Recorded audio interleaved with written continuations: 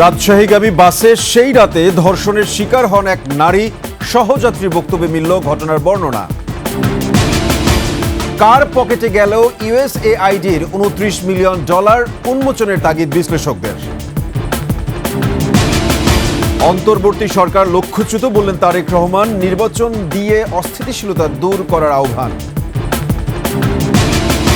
মধুর ক্যান্টিনে শিবিরের সংবাদ সম্মেলন। মুক্তিযুদ্ধের ইতিহাস কলঙ্কিত করবে বলছে ছাত্রদল। 25 ফেব্রুয়ারি জাতীয় শহীদ সেনা দিবস। 16 বছরেও নিষ্পত্তি হয়নি বিডিআর হত্যা মামলার বিচার।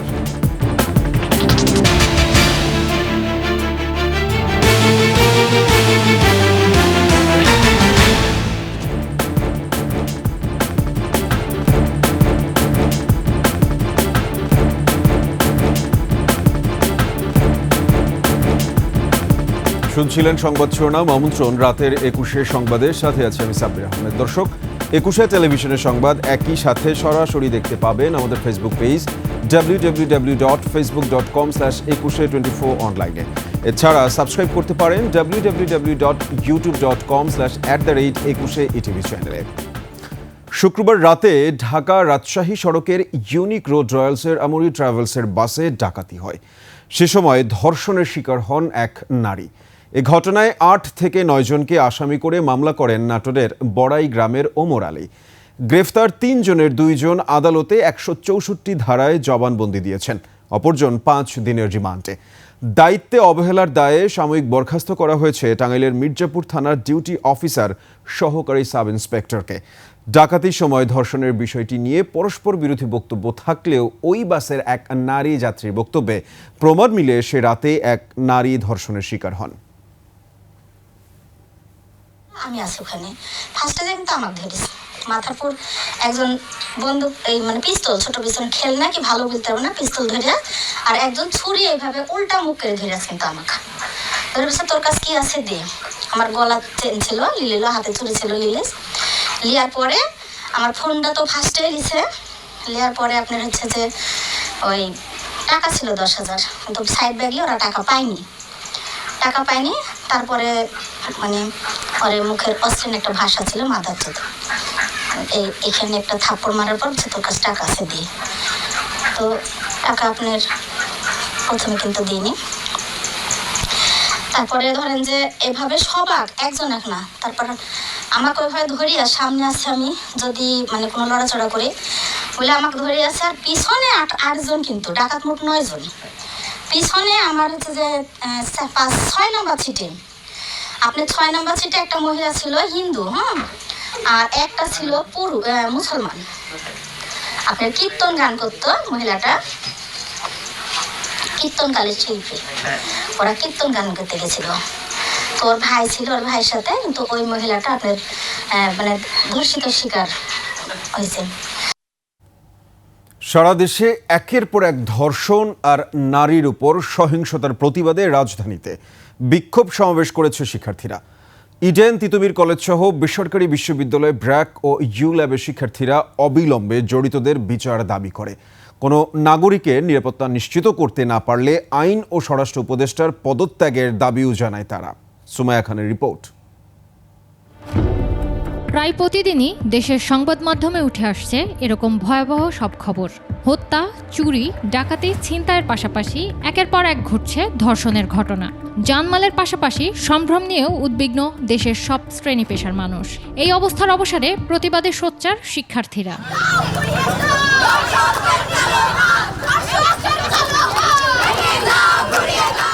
দেশের মানুষের নিরাপত্তা নিশ্চিত সহ সারা দেশে ধর্ষণ, নারী নির্যাতনের প্রতিবাদে বিক্ষোভ সমাবেশ করেছেন ইডেন তিতুমির কলেজ সহ বেসরকারি বিশ্ববিদ্যালয় ব্র্যাক ও ইউল্যাবের শিক্ষার্থীরা। 24 ঘন্টা পার হয়ে গিয়েছে, আমরা দেখেছি রাষ্ট্র সেই সকল ধর্ষকের বিরুদ্ধে কোনো ধরনের পদক্ষেপ নেয়নি।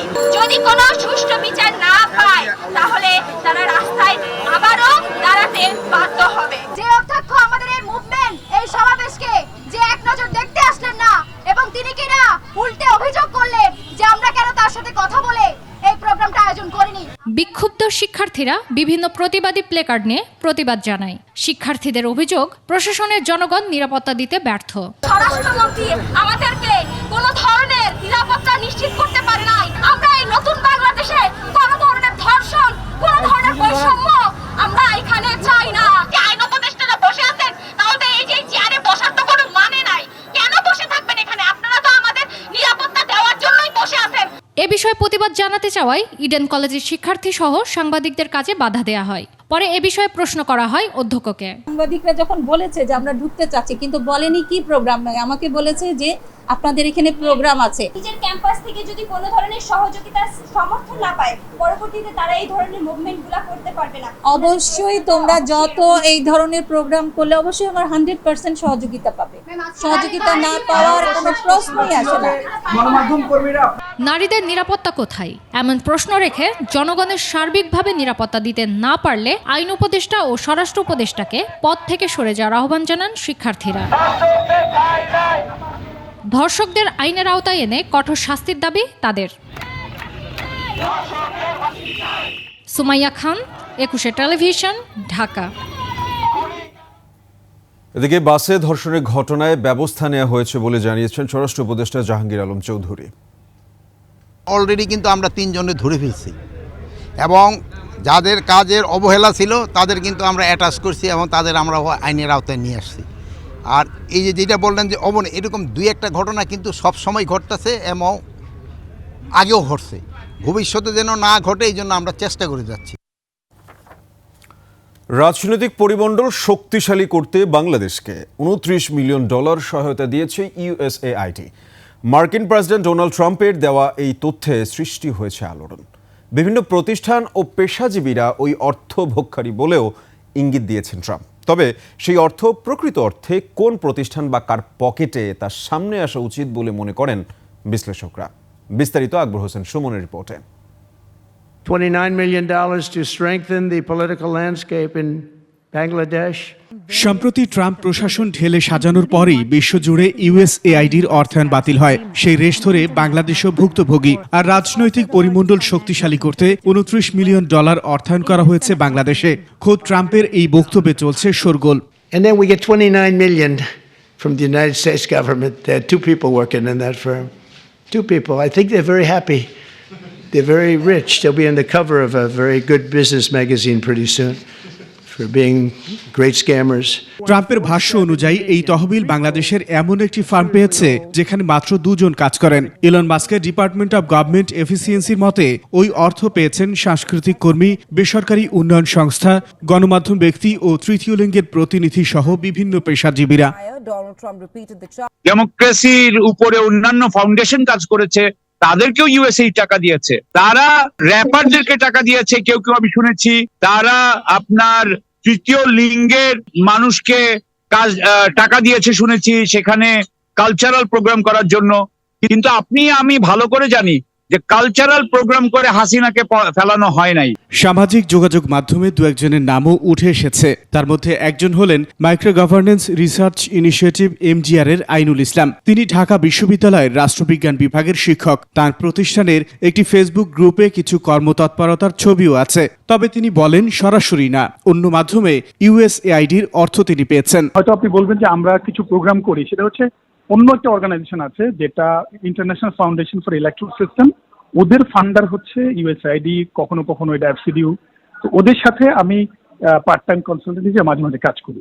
তো যখন আমি কাজ করি তখন আমি ওদের লোগোটা ব্যবহার করতে হয়। তিনি দাবি করেন তার প্রতিষ্ঠানটি নিবন্ধিত নয়। নিবন্ধিত না হওয়ার পরও তিনি বাইরের অর্থায়নে কাজ করেন কিভাবে?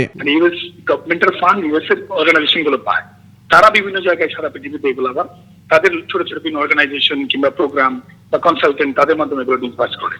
মানে আমাদের পক্ষে পাওয়া সম্ভব না এটা। মার্কিন প্রশাসনকে এ বিষয়ে স্বচ্ছতা নিশ্চিতে চিঠি দেবার পরামর্শ দিয়েছেন এই কূটনীতিক।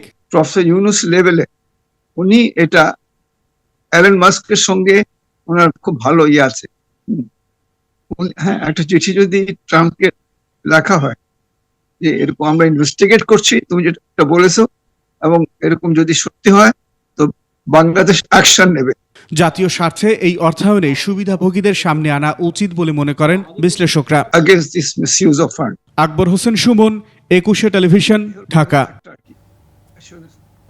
ভারতের সঙ্গে কেমন সম্পর্ক চায় বাংলাদেশ, সেটা বাংলাদেশকেই ঠিক করতে হবে বলে মন্তব্য করেছেন ভারতের পররাষ্ট্রমন্ত্রী এস জয়শঙ্কর। দিল্লি বিশ্ববিদ্যালয়ের সাহিত্য উৎসবে যোগ দিয়ে জয়শঙ্কর বাংলাদেশের অন্তর্বর্তী সরকার উপদেষ্টাদের ভারত নিয়ে বক্তব্যের সমালোচনাও করেন। এছাড়া দোষারোপের রাজনীতির মাধ্যমে সম্পর্ক এগিয়ে নেওয়া সহজ হবে না বলে ইঙ্গিত দেন ভারতের পররাষ্ট্রমন্ত্রী। দুলি মল্লিকের ডেস্ক রিপোর্ট। ছাত্র জনতার গণ অভ্যুত্থানে ক্ষমতাচ্যুত হয়ে শেখ হাসিনার ভারতে পালিয়ে যাওয়া এবং ডক্টর মোহাম্মদ ইউনূসের নেতৃত্বে অন্তর্বর্তী সরকার দায়িত্ব নেওয়ার পর থেকে বাংলাদেশ ভারত সম্পর্কে টানাপোড়েন শুরু হয়। বিচারের জন্য শেখ হাসিনাকে ফেরত যাওয়ার পাশাপাশি সীমান্ত সংখ্যালঘু সহ বিভিন্ন ইস্যুতে পাল্টাপাল্টি বিবৃতি ও কূটনীতিক তলবের ঘটনা ঘটে। এমন পরিস্থিতিতে দুদেশের সম্পর্ক নিয়ে আবারও মতামত জানালেন ভারতের পররাষ্ট্রমন্ত্রী এস জয়শঙ্কর।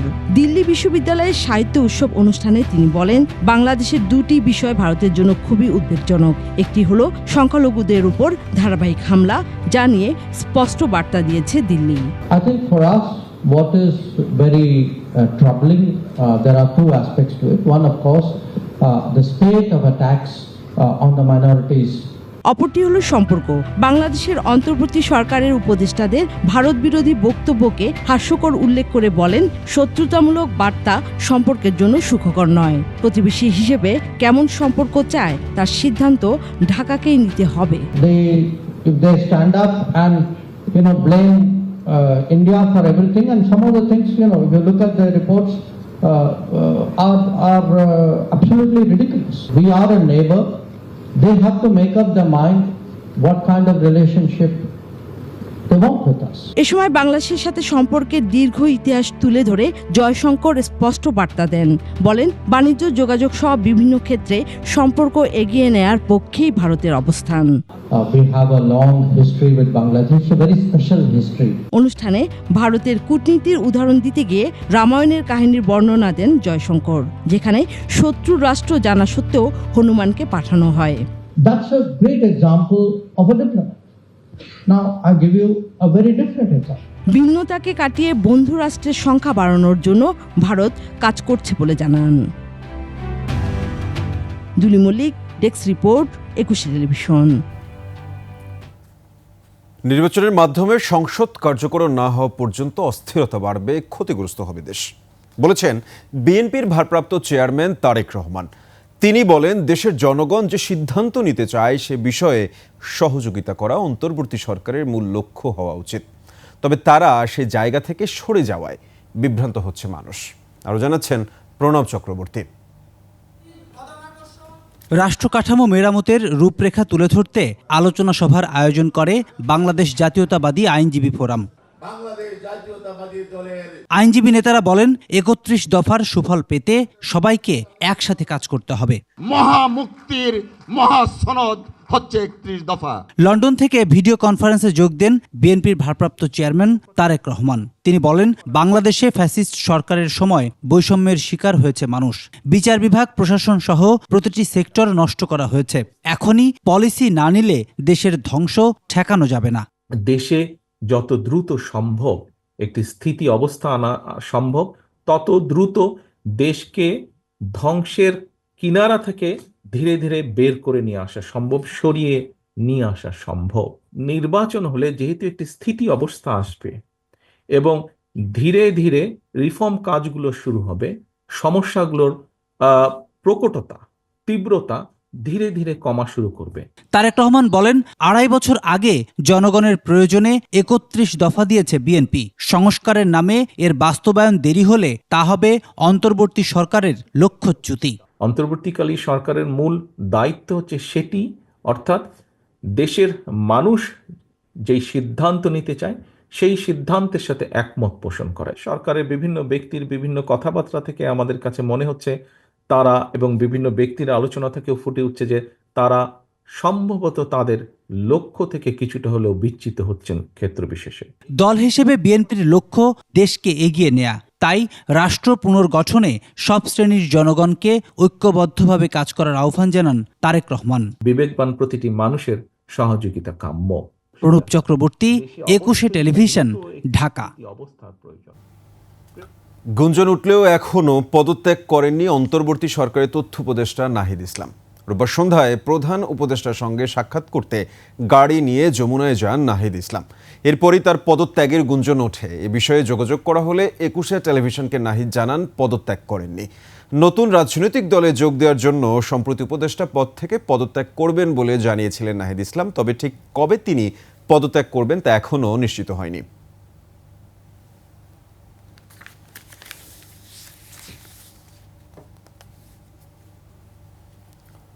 ছাত্রলীগ বাংলাদেশ থেকে বিতাড়িত হলেও দুর্ভাগ্যজনকভাবে ছাত্রদল তাদের পথ অনুসরণ করছে বলে মন্তব্য করেছেন ইসলামী ছাত্র শিবিরের কেন্দ্রীয় সভাপতি জাহিদুল ইসলাম। এদিকে ঢাকা বিশ্ববিদ্যালয়ের মধুর ক্যান্টিনে ছাত্র শিবিরের সংবাদ সম্মেলনের নিন্দা ও প্রতিবাদ জানিয়েছে ছাত্রদল। এক বিবৃতিতে বলা হয়, ছাত্র শিবির স্বাধীনতা বিরোধী ছাত্র সংগঠন। মধুর ক্যান্টিনে ছাত্র শিবিরের উপস্থিতি মহান মুক্তিযুদ্ধের ইতিহাসকে কলঙ্কিত করবে। বিস্তারিত সিরাত আল মুস্তাকিমের রিপোর্টে। রোববার বিকেলে ঢাকা বিশ্ববিদ্যালয়ের মধুর ক্যান্টিনে ক্যাম্পাস পরিস্থিতি নিয়ে সংবাদ সম্মেলনের আয়োজন করে বাংলাদেশ ইসলামী ছাত্র শিবির। এ সময় শিবিরের কেন্দ্রীয় সভাপতি বলেন, উদ্দেশ্য প্রণোদিতভাবে ছাত্র শিবিরের বিরুদ্ধে অপপ্রচার চালানো হয়েছে। ছাত্র রাজনীতির মূল মন্ত্রই হবে। ছাত্রদলের মধ্যে ছাত্রলীগের প্রতিচ্ছবি ফুটে উঠেছে উল্লেখ করে তিনি বলেন, ছাত্রদল সন্ত্রাসী কায়দায় হামলা করে তার দায় শিবিরের উপরে চাপিয়ে দিচ্ছে। নিষিদ্ধ ছাত্রলীগ বাংলাদেশ থেকে বিতাড়িত হলেও দুর্ভাগ্যজনকভাবে আমাদের বন্ধুপ্রতিম ছাত্র সংগঠন ছাত্রদল তাদের পথ অনুসরণ করতে দেখা যাচ্ছে। বিভিন্ন ক্যাম্পাসে ছাত্রদল ছাত্র শিবির সহ অন্যান্য ছাত্র সংগঠনকে অন্যায়ভাবে দমনের চেষ্টা করছে। শিবিরের সংবাদ সম্মেলনের পর এক বিবৃতিতে মধুর ক্যান্টিনে ছাত্র শিবিরের সংবাদ সম্মেলনের নিন্দা ও প্রতিবাদ জানায় ছাত্রদল। ওই বিবৃতিতে বলা হয়, স্বাধীনতা বিরোধী সংগঠন জামায়াতে ইসলামীর ছাত্র সংগঠন ইসলামী ছাত্র শিবির কর্তৃক মধুর ক্যান্টিনে আয়োজিত সংবাদ সম্মেলন শহীদ মধুদার প্রতি এবং তার পরিবারের প্রতি অসম্মানজনক। মধুর ক্যান্টিনে ছাত্র শিবিরের উপস্থিতি মহান মুক্তিযুদ্ধের ইতিহাসকে কলঙ্কিত করবে। সিরাত আল মুস্তাকিম, ২১ টেলিভিশন, ঢাকা। উপাচার্যের পদত্যাগ সহ ৬ দফা দাবিতে ঢাকায় এসে প্রধান উপদেষ্টার কাছে স্মারকলিপি দিয়েছেন খুলনা প্রকৌশল ও প্রযুক্তি বিশ্ববিদ্যালয় কুয়েটের শিক্ষার্থীরা। বিকেলে শিক্ষার্থীদের ৫ সদস্যের প্রতিনিধি রাষ্ট্রীয় অতিথি ভবন যমুনায় গিয়ে প্রধান উপদেষ্টার একান্ত সচিব সাব্বির আহমেদের কাছে স্মারকলিপি হস্তান্তর করেন। এরপর কেন্দ্রীয় শহীদ মিনারে প্রেস ব্রিফিংয়ে শিক্ষার্থীরা জানান, দাবি মেনে নেয়ার আশ্বাস দেয়ায় নতুন কোনো কর্মসূচি দেওয়া হচ্ছে না। তবে ক্যাম্পাস এখনও নিরাপদ না হওয়ায় সেখানে ফিরছেন না তারা।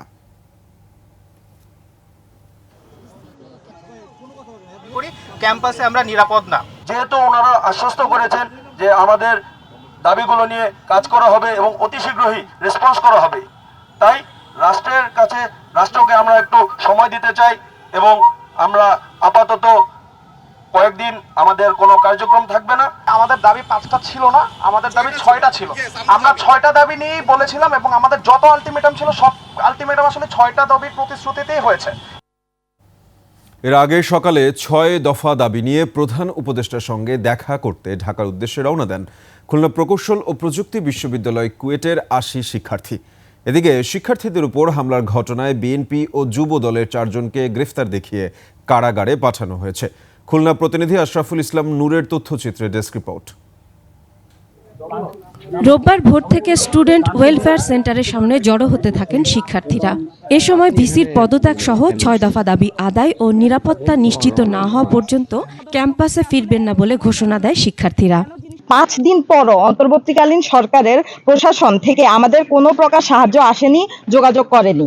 আমাদের নিরস্ত্র শিক্ষার্থীদের উপর চাপাতি, রামদা, পিস্তল দিয়ে হামলা চালানো হয়েছে। আমরা আমাদের ক্যাম্পাসে সেফ ফিল করতেছি না, তাই আমরা আমাদের একত্রে হয়ে আমরা নিজেদের অর্থায়নে বাস জোগাড় করে আমরা আমাদের স্মারকলিপি নিয়ে প্রধান উপদেষ্টা বরাবর যাচ্ছি। প্রধান উপদেষ্টা সরকারি বাসভবন যমুনার উদ্দেশ্যে সকাল ৮টায় ৮০ জন শিক্ষার্থী রওনা দেয়। আমরা 2 ভাগ হয়ে নিজেরা 2টা বাসে উঠে যাই। এদিকে হামলা ও পরবর্তী ঘটনা প্রসঙ্গে কুয়েট ভিসি জানান, শিক্ষার্থীদের সব ধরনের সহযোগিতা করে আসছেন তিনি। আমি নিজেও বুঝতে পারছি না যে কেন তারা এই কথাটা বলছে যে আমি অসহযোগিতা করেছি। ওরা যখন আমার কাছে 1:40 ওরাও আসেনি, তখন আমার নিচে লাঞ্চে যাচ্ছি, তখন থেকে শুরু করে আমি তো কন্টিনিউয়াসলি চেষ্টা করে যাচ্ছি বিভিন্ন দিকে। এখন এটা কোন দিক থেকে কোন দিকে কে কি করছে বা কিভাবে মন নিচ্ছে আমি কোনো কিছু বলতে পারবো না। গেল 18 ফেব্রুয়ারি ছাত্রদলের লিফলেট বিতরণকে কেন্দ্র করে ক্যাম্পাসে দফায় দফায় সংঘর্ষের ঘটনা ঘটে। ক্যাম্পাসে আন্দোলনকারীদের হাতে লাঞ্ছিত হন উপাচার্য। অসুস্থ ভিসিকে চিকিৎসাধীন অবস্থায় 2 দিন অবরুদ্ধ রেখে বিক্ষোভ কর্মসূচি থেকে 6 দফা দাবি উপস্থাপন করে শিক্ষার্থীরা। কুয়েট প্রশাসনের গঠিত তদন্ত কমিটি বলছে, তদন্ত প্রতিবেদন দিতে নির্ধারিত সময়ের চেয়ে একটু বেশি সময় লাগতে পারে। এদিকে শিক্ষার্থীদের ওপর হামলার ঘটনায় বিএনপি ও যুবদলের 4 জনকে গ্রেফতার দেখিয়ে কারাগারে পাঠানো হয়েছে। এদিকে নেতাকর্মীদের আটকের প্রতিবাদ জানিয়ে বিবৃতি দিয়েছে খুলনা মহানগর BNP. Masum আলিসা, desk report, 21 television. 16 বছরেও চূড়ান্ত নিষ্পত্তি হয়নি বিডিআর হত্যা মামলার বিচার। হত্যা মামলার রায় হলেও বিস্ফোরক মামলাটি এখনও সাক্ষী পর্যায়ে। 5 আগস্ট পট পরিবর্তনের পর হাইকোর্টের আদেশে মামলা দুটির অধিকতর তদন্তে কমিশন গঠন করে সরকার। এই অবস্থায় মামলা দ্রুত শেষ করতে প্রধান বিচারপতির প্রতি আহ্বান জানিয়েছেন সংশ্লিষ্টরা। এরই মধ্যে এই ঘটনায় সাবেক প্রধানমন্ত্রী শেখ হাসিনা সহ 58 জনের বিরুদ্ধে আন্তর্জাতিক অপরাধ ট্রাইব্যুনালে অভিযোগও দায়ের করা হয়েছে। এদিকে 25 ফেব্রুয়ারি জাতীয় শহীদ সেনা দিবস ঘোষণা করে প্রজ্ঞাপন জারি করেছে সরকার। শাকের আরজুর রিপোর্ট। 2009 সালের 25 ফেব্রুয়ারি সকাল 9টা থেকে পরদিন সন্ধ্যা পর্যন্ত পিলখানা সদর দফতরে তৎকালীন বিডিআরে কর্মরত নিরস্ত্র সেনা কর্মকর্তাদের উপর নারকীয় হত্যাকাণ্ড সংঘটিত হয়। এ হত্যাকাণ্ডে 2টি মামলা হয়, একটি হত্যা, অপরটি বিস্ফোরক আইনে। হত্যা মামলাটি নিম্ন আদালত ও হাইকোর্টের রায়ের পর এখন আপিল বিভাগে বিচারাধীন। প্রায় 40,000 পৃষ্ঠা একটা রায়ের কপি সেটা সংগ্রহ করে আমরা 226 জনের পক্ষে মহামান্য সুপ্রিম কোর্টে আমরা আপিল ফাইল করেছিলাম। আমি মাননীয় প্রধান বিচারপতি মহোদয়ের কাছে বিনয়ের সাথে অনুরোধ জানাতে চাই দ্রুত শুনানি এবং নিষ্পত্তির জন্য। বিস্ফোরক আইনে মামলাটি নিম্ন আদালতে সাক্ষ্য গ্রহণের পর্যায়ে রয়েছে। হত্যা মামলায় অনেকেই খালাস পেলেও মুক্ত হতে পারছেন না বিস্ফোরক আইনের মামলা থাকায়। যতক্ষণ জাতীয় স্বাধীন তদন্ত কমিশনের রিপোর্ট যতক্ষণ না আসে ততক্ষণ পর্যন্ত ওই মামলার বিচার কার্য স্থগিত রাখা। তদন্ত কমিশন সময় বাড়িয়ে দেওয়ার জন্য সরকারের কাছে আবেদন করেছেন এবং আমরা আশা করছি যে একটি মুখোশ উন্মোচিত হবে যারা প্রকৃত অর্থে ষড়যন্ত্রকারী ছিলেন। গত 5 আগস্টের পর বিডিআর গণহত্যা তদন্তে জাতীয় স্বাধীন কমিশন ও 25 ফেব্রুয়ারিকে জাতীয় শহীদ সেনা দিবস ঘোষণা চেয়ে হাইকোর্টে রিট করলে হাইকোর্ট কমিশন গঠন করতে নির্দেশ দেয়। এরপর স্বরাষ্ট্র মন্ত্রণালয় কমিশন গঠন করে 90 দিনের মধ্যে তদন্ত প্রতিবেদন দাখিলের নির্দেশ দেয়। রোববার 25 ফেব্রুয়ারিকে জাতীয় শহীদ সেনা দিবস হিসেবে ঘোষণা করে প্রজ্ঞাপন জারি করা হয়। আমাদের রুলের টার্মে ছিল কর্তৃপক্ষের নিষ্ক্রিয়তাকে কেন অবৈধ ঘোষণা করা হবে না, সাথে সাথে এই দিনটাকে অর্থাৎ 25শে ফেব্রুয়ারি দিনটাকে কেন শহীদ সেনা দিবস ঘোষণা করা হবে না, 2টি রুলের টার্ম ছিল। আমরা আশাবাদী যে কমিশন তাদের যে সময় সেই সময়ের মধ্যে তারা পূর্ণাঙ্গ তদন্ত করবেন এবং তদন্ত করার পর একটা রিপোর্ট দিবেন। বিডিআর হত্যার ঘটনায় সাবেক প্রধানমন্ত্রী শেখ হাসিনা সহ 58 জনের বিরুদ্ধে আন্তর্জাতিক অপরাধ ট্রাইব্যুনালে অভিযোগ দায়ের করেছেন নিহত সেনা কর্মকর্তাদের পরিবারের সদস্যরা। অভিযোগটি আমরা তদন্ত সংস্থায় প্রেরণ করে দিয়েছি, কিন্তু এটি এই আইনের অধীন একটি মানবতাবিরোধী অপরাধ বা গণহত্যা কি না সেটি আমরা এখনও পর্যালোচনা করে এর সমাধান পাইনি। পিলখানা হত্যার তদন্ত ও সুষ্ঠু বিচার শেষ করতে সরকারের প্রতি আহ্বান জানান আইনজীবীরা। শাকের আরজু, 21 টেলিভিশন, ঢাকা। নিচ্ছি সংবাদ বিরতি। যখন ফিরছি তখন অন্যান্য সংবাদের সঙ্গে আরও যা থাকছে। 5 দাবিতে ইন্টার্ন চিকিৎসকদের কমপ্লিট শাটডাউন, ব্যাহত হচ্ছে চিকিৎসা সেবা।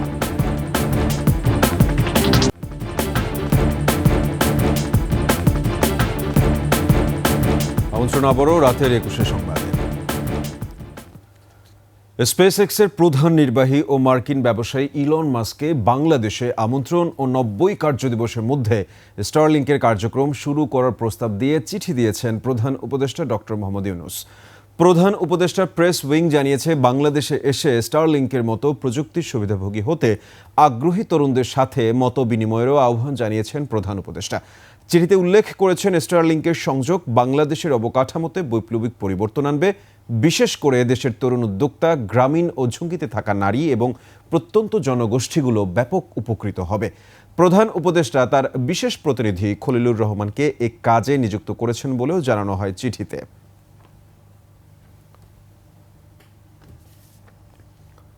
গণঅভ্যুত্থানে নেতৃত্ব দেয়া তরুণদের রাজনৈতিক দল আসছে। জাতীয় সংসদ ভবনের সামনে হতে যাচ্ছে দলটির আত্মপ্রকাশ অনুষ্ঠান। নাম এখনো চূড়ান্ত না হলেও নেতৃত্ব নিয়ে সামাজিক যোগাযোগ মাধ্যমে চলছে বিস্তর আলোচনা। তবে এটা প্রায় নিশ্চিত, গণ আন্দোলনের সামনে থাকা তরুণদেরই দেখা যাবে নতুন এ রাজনৈতিক বন্দোবস্তের কাণ্ডারি হিসেবে। মাহিলা ইসলামের রিপোর্ট।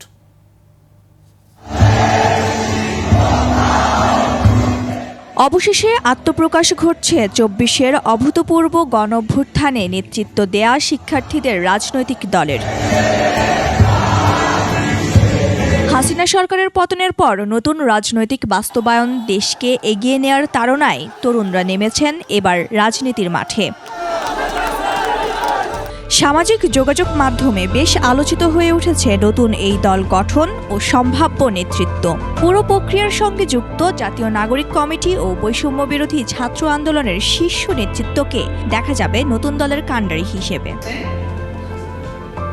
ছাত্র আন্দোলনের অন্যতম নেতা ও অন্তর্বর্তী সরকারের উপদেষ্টা নাহিদ ইসলামকে কেন্দ্র করে নতুন এই দলের প্রথম সারিতে থাকতে যাওয়া নামগুলো উঠে আসছে সামাজিক মাধ্যমের জোর আলোচনায়। তাদের মধ্যে আছেন জাতীয় নাগরিক কমিটির নাসরুদ্দিন পাটোয়ারি, আখতার হোসেন, আলী হাসান জুনায়েদ এবং বৈষম্য বিরোধী ছাত্র আন্দোলনের সার্জিস আলম ও হাসনাত আবদুল্লাহ।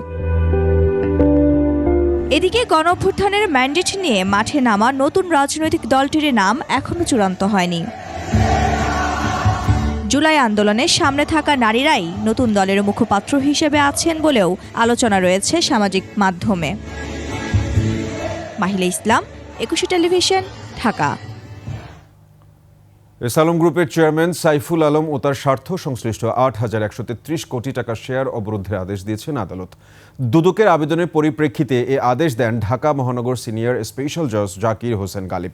এর আগে আবেদনে বলা হয়, এস আলম গ্রুপের চেয়ারম্যান সাইফুল আলম এবং তার পরিবারের সদস্যরা বিভিন্ন ব্যাংক থেকে নামে বেনামে ঋণ নিয়ে দেশে বিদেশে বিপুল পরিমাণ সম্পদের মালিক হয়েছেন। তদন্ত সম্পন্ন করে চার্জশিট দাখিলের পর ন্যায় বিচারের স্বার্থে সাইফুল আলম ও তার সঙ্গে সম্পর্কিত ব্যক্তিদের শেয়ারগুলো জরুরি ভিত্তিতে অবরুদ্ধ করা প্রয়োজন।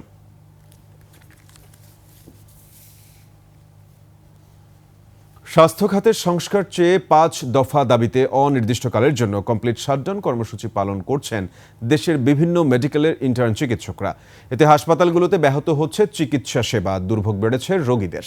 প্রতিনিধিদের তথ্য, ছবিতে ডেস্ক রিপোর্ট। দুপুর ১২টা থেকে কমপ্লিট শাটডাউন কর্মসূচির অংশ হিসেবে রাজশাহী মেডিকেল কলেজ হাসপাতালে কর্মবিরতি শুরু করেন ইন্টার্ন চিকিৎসকরা। তাদের দাবির সাথে একাত্মতা প্রকাশ করে ক্লাস পরীক্ষা বর্জনের ঘোষণা দেন মেডিকেল কলেজের অন্য শিক্ষার্থীরা। ম্যাটস বা ডিএম যারা আছে তারা যে বেআইনিভাবে নিজেদের নামের সামনে ডাক্তার পদবি ব্যবহার করছে, সেটা বন্ধের জন্য আমরা আছি। ইন্টার্ন চিকিৎসক সমাজ কমপ্লিট শাটডাউনে যাচ্ছে এবং মেডিকেল শিক্ষার্থী, রাজশাহী মেডিকেল কলেজ শিক্ষার্থীর প্রথম বর্ষ থেকে পঞ্চম বর্ষ সকল শিক্ষার্থী ক্লাস বর্জন এবং সকল প্রকারের পরীক্ষা বর্জন করছে। সকাল থেকে চট্টগ্রাম মেডিকেল কলেজ হাসপাতালে ইন্টার্ন চিকিৎসকরা কমপ্লিট শাটডাউন কর্মসূচি শুরু করেন। তাদের দাবির মধ্যে অন্যতম এমবিবিএস, বিডিএস ছাড়া কেউ ডাক্তার লিখতে পারবেন না। বিএমডিসির উচ্চ আইনের ভিত্তিতে করা এই আইন দ্রুত কার্যকর করা এবং বিএমডিসি রেজিস্ট্রেশন ছাড়া চিকিৎসা দেয়া নিষিদ্ধ করতে হবে। এটা নিয়ে আদালতে একটা মামলা চলমান আছে। ২০১৩ সাল থেকে ৯০ বার এ পর্যন্ত এই রিটের খারিজ করা হয়েছে, পেছানো হয়েছে। আমরা চাচ্ছি এটা দ্রুত নিষ্পত্তি করে এই রায়টা দেওয়া হোক। সকাল থেকে ক্লাস পরীক্ষায় অংশ না নিয়ে কমপ্লিট শাটডাউন কর্মসূচি পালন করেন গাজীপুর শহীদ তাজউদ্দিন আহমেদ মেডিকেল কলেজের শিক্ষার্থীরা। এ সময় দ্রুত দাবি মেনে নেয়ার আহ্বান জানান তারা। তথাকথিত ভুয়া ডাক্তারদেরকে উপজেলা হেলথ কমপ্লেক্সগুলোতে ইউনিয়ন স্বাস্থ্য কেন্দ্রে নিয়োগ পদায়ন করা হচ্ছে, নিয়োগ দেওয়া হচ্ছে। তারা এই ওটিসি ড্রাগ লিস্টের বাইরে কোনো ড্রাগ প্রেসক্রাইব করতে পারবে না। অভিন্ন দাবিতে বিক্ষোভ সমাবেশ করে ময়মনসিংহ মেডিকেল কলেজের শিক্ষার্থীরা। দাবি আদায়ে অধ্যক্ষের কাছে স্মারকলিপি দেন আন্দোলনকারীরা। এদিকে ইন্টার্ন চিকিৎসকের কমপ্লিট শাটডাউন কর্মসূচি চলায় রাজশাহী মেডিকেল সহ বিভিন্ন হাসপাতালে বিপাকে রোগী ও স্বজনরা। সমর ইসলাম, ডেস্ক রিপোর্ট, ২১ টেলিভিশন। এবার বাণিজ্য সংবাদ।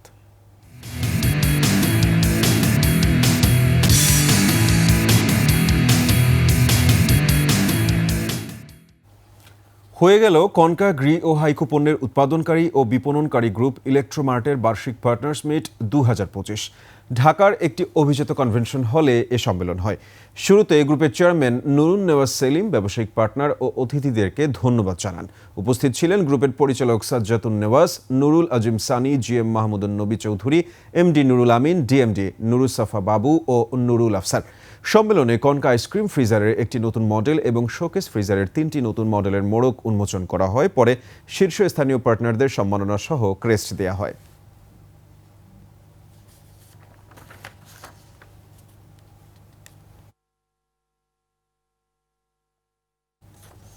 আসন্ন ঈদ উৎসবকে ঘিরে সারা দেশে শুরু হয়েছে মার্সেলোর ডিজিটাল ক্যাম্পেইন সিজন 2022।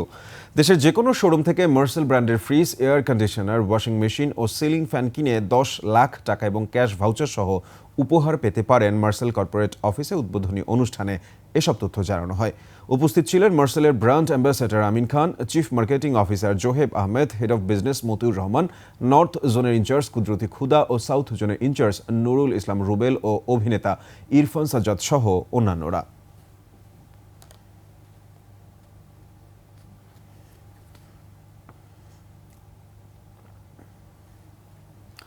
এবারের 21শে বইমেলায় অন্যান্য বইয়ের পাশাপাশি বিজ্ঞান ও প্রযুক্তির কিছু বইও ব্যাপক সাড়া পেয়েছে, যেগুলো বিজ্ঞানপ্রেমী পাঠকদের চাহিদা পূরণ করবে।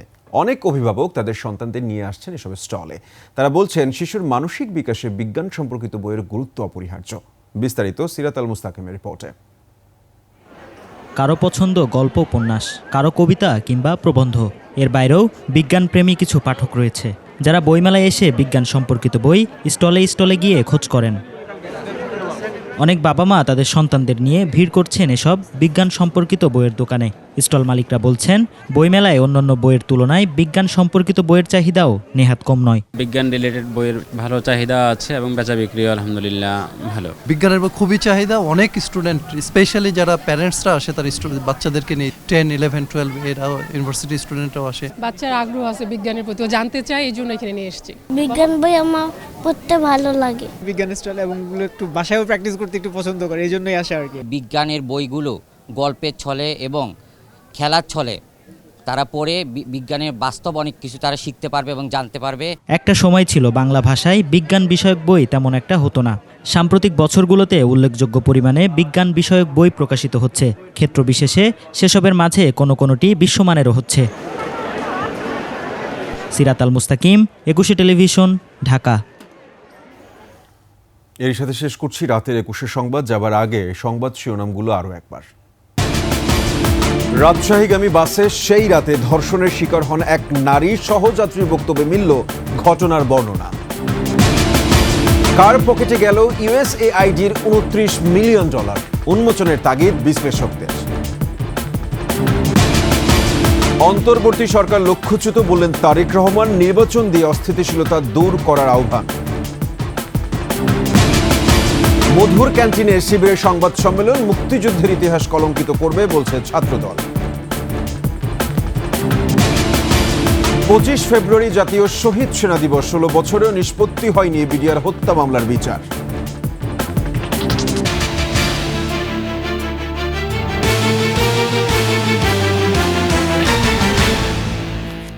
দর্শক, সর্বশেষ সংবাদ জানতে ডায়াল করুন 202 নম্বরে আর ভিজিট করুন 21tv.com এই ওয়েবসাইটে।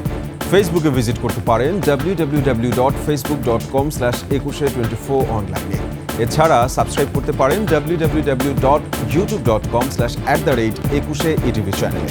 এতক্ষণ সঙ্গে থাকার জন্য সবাইকে ধন্যবাদ। পরবর্তী সংবাদ রাত 1টায় দেখার আমন্ত্রণ রইল। 21-এর সাথেই থাকুন।